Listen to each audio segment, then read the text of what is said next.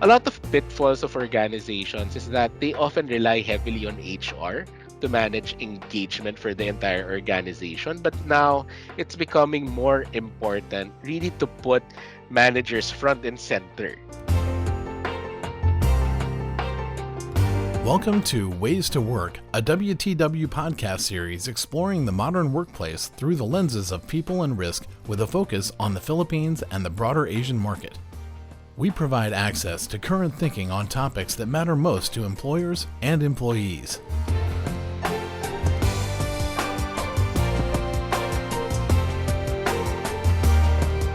Hi everyone, welcome to this week's episode. I am Margret Semana and I'm part of Willis Towers Watson's employee experience team, and I will be your host for today. We're almost 2 years in this pandemic, and we do hear from our clients how the employee engagement landscape has been very challenging. As HR consultants, we do want to help not only our clients but also our listeners have a better understanding of what employee engagement is and how to make it sustainable. This episode is actually the first part of our employee experience series. So, in the coming weeks, you will be hearing not only from us, but we have also invited our key clients that we believe can share their relatable experiences and the initiatives that they have done to continue providing the best employee experience possible. To talk about sustainable employee engagement, we have with us WTW's Employee Insights practice leader, Lee Briones. Hi, Lee. It's so good to have you. Hi, Marge. It's great to be here, and it's great to have a casual conversation on this very interesting and very important topic, especially today. Right. So let's start off with something relatable to our listeners. During this pandemic, almost the entire nation, not only in the Philippines, but globally, there was a shift towards a more remote work setup. How has this affected employee engagement since for most companies, they literally lost touch with their employees? That is especially true. If we remember in the first 6 months of the pandemic, connecting to people was surely an issue since a lot of organizations then didn't have this network facility that we enjoy today. Having that basic connection was tough, or making connections between an employee and their manager was very tough, since the efficiencies were not yet still in place that would enable them to have those normal conversations. We also had the difficulty at that time selecting the right online portal, like what we have now in MS Teams, Zoom, Google Meet, that would meet organizations' most basic needs, not only in connecting with employees, but also in connecting with external parties. It could be a vendor, a client, a Hmm. customer, or Yeah. someone that part of a regulating body that you need to be able to speak to. The next question that came out, having after having realized, what would be those most basic requirement that organizations need to be able to operate in the pandemic, would be how do we make those connections meaningful? Since one key issue that came about was meetings being set up one after another. I'm sure our Yes. calendars are more full now than before. Since traveling is no longer an issue, we got to save about, especially for us consultants, we get to save about 2 hours per meeting since we don't have to travel back and forth to a client site. It did make us a bit more efficient, I would say, but it did cause a lot of concern, especially in us being able to handle or have those basic conversations which we enjoy when we were still having that face-to-face interaction prior to the pandemic. A lot are really focused on BAUs, as mentioned, and it was a bit tough in that period for an employee and their supervisor to have that authentic one-on-one conversations. We need to also ensure, that managers get not only daily conversations with employees, but have conversations that would really matter. Conversations that would allow managers to tell their employees how they are doing, what changes are going to be implemented, and how it's going to impact them. And most importantly, what support they need to wait through the crisis or difficulties as they are going to experience as changes occur. To a certain extent, companies understand they need to constantly connect with employees. Those companies that we got to work with cited the importance of having true and constant connection with their employees. It's about also investing in your managers to be able to carry out conversations without the physical cues, body movements that we get to enjoy while we're Yes. still working in the office. Yeah. Now I can imagine how challenging it is. Like when you talk to someone online, not seeing them, how they react, if they understood what you've said, if your message is coming across, it's quite difficult to see it virtually. So I do like how you pointed out the importance of having that authentic connection with your employees, which for sure is one of the things that drives engagement. I Mhm. just want to briefly touch on the Great Resignation, which shaped work in the last year. Others would prefer calling it the Great Reimagination, the Great Realization. And I actually read an article that in another country they use the term the Great Resentment. Has this been the case for your clients? Can you share some details about a recent talent attraction and retention survey?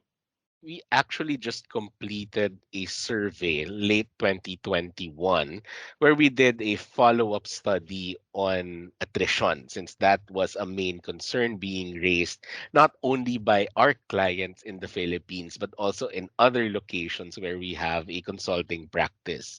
The survey was conducted as mentioned last year, where it where we managed to gather information from about 380 companies globally, which represents around 7.4 million employees. And we found in this research that organizations are significantly more likely to be having difficulties with attraction and retention coming out of the pandemic. And they expect these difficulties to further persist in 2022. There's an increasing demand for labor while also having a limited supply of labor, since some even at the employees end, they choose rather to stay at home to take care of their children or their elderly parents, or even stay home because they don't want to expose themselves and protect them and themselves and their families in terms of their health and overall well-being. Of course, there's also a distinct source of difficulty based on the type of roles, no, that they perform. We've been hearing that companies are having difficulty getting in finance related associates, IT, especially with the increased demand in technology Mhm. solutions, Yeah. marketing and sales that are able to operate in a digital work environment, no? Or those that would have capabilities or competencies that would allow them to do that. With all of this going on, organizations are taking many actions across an entire range of employee experience, including increasing salary increase budgets, providing more options to employees with regard to workplace flexibility, and making changes to certain programs, particularly health and well-being, no? To be able to adjust the new requirements as it arises or as the situation develops, and even going into retirement or investment plans just to complete that reward makeup. Organizations are also looking into further streamlining and integrating their talent management with their total reward solutions. And also, no, we've seen several clients look into improving market perception, particularly on candidates that they are targeting, no, by either in overhauling or tweaking segments of their employee branding, or what we often refer to as employee value proposition. So definitely a lot of changes are happening. It's not just about looking at rewards, but looking at other programs that would help improve the chances of organizations keeping employees, and for the right reason, and employees seeing value in staying, as it could assist with their personal and professional growth. Wow, those are interesting results. I'd like to know more about that, but I know attraction and retention is such a broad topic, and maybe we can have a special episode for that. So let's go back to our main topic. Employee engagement should ideally be one of the top priorities for Mhm. companies since our research shows that it has a direct linkage to business metrics. Since it directly impacts business, how can we not only drive engagement but sustain it as well? We have had a lot of projects over the past several years. And one reality that we've seen even prior to the pandemic was the importance of supervisors and managers being able to drive engagement for their own teams. Um, Sometimes it takes something as simple as having that one-on-one day-to-day conversations, which we've highlighted previously, since that serves as a rich source of information for managers to quickly enact changes that would address their team's immediate concerns. Of course, surveys still would comprise an important segment of an organization's listening strategy. And it helps organizations have a more integrated view of solutions rather than looking at it at on individual basis, no, but there's always something that supervisors can do on the ground without having to rely on all of these particular areas.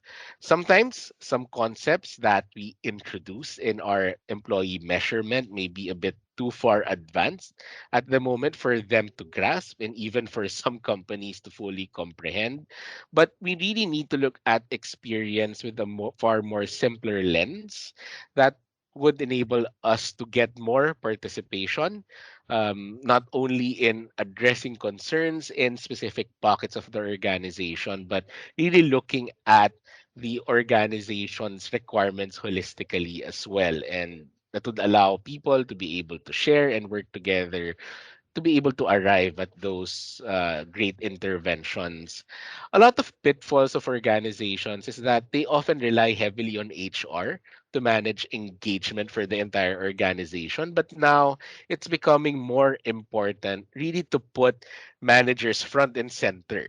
No? To Yeah. help drive, not only drive it themselves, but able to work together to achieve higher levels of engagement for the organization, be it centered around sustainable engagement or whether it's work experience or whatever concept they choose to adopt to ensure that employees get to work in an environment that not only supports them in delivering their day-to-day work but would also make them realize their personal and professional aspirations.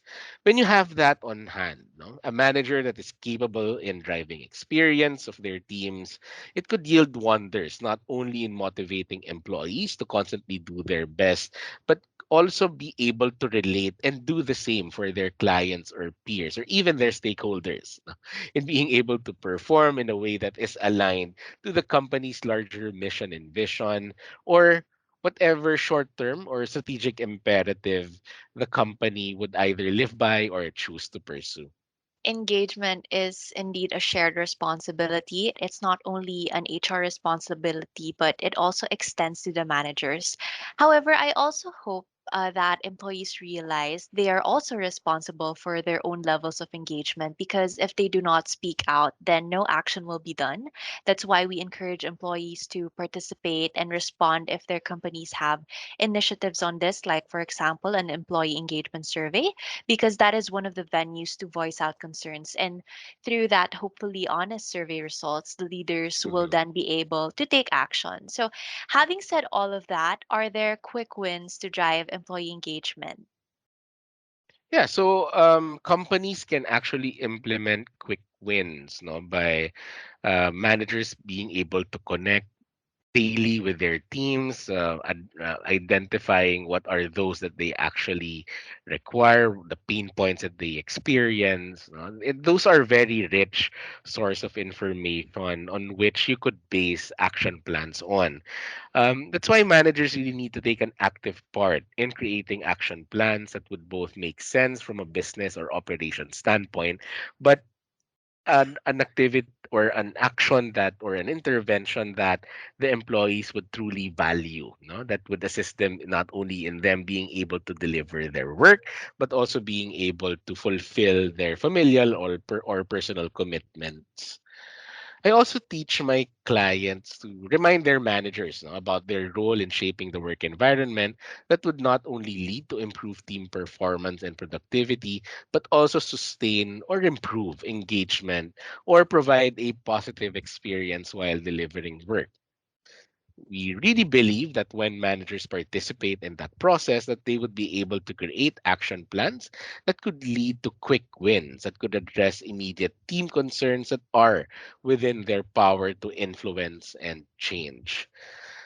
I have seen clients do something as simple as setting regular team huddles, creating their own team recognition programs, implementing buddy systems, mentoring arrangements. Some would even call that brown bag or lunch and learn sessions or even toolbox sessions, and even doing something as providing them with the basic tools that they need, no, sharing best practices with each other. No, I mean, what I mean by is managers being able to share their experience with one another, identify what worked well for their team and what they could possibly impart on other managers that they could also implement. There is no one size fits all. When we Mm-hmm. say quick wins, it always would have to be relevant to the current state that organizations or even teams find themselves in. Now, even within across teams in a certain functions, it would be different. So it really takes it really there really is value in getting more people involved in the process to gather more perspectives and Mm-hmm. really recognize the diversity of experience that employees feel, in all areas of the organization.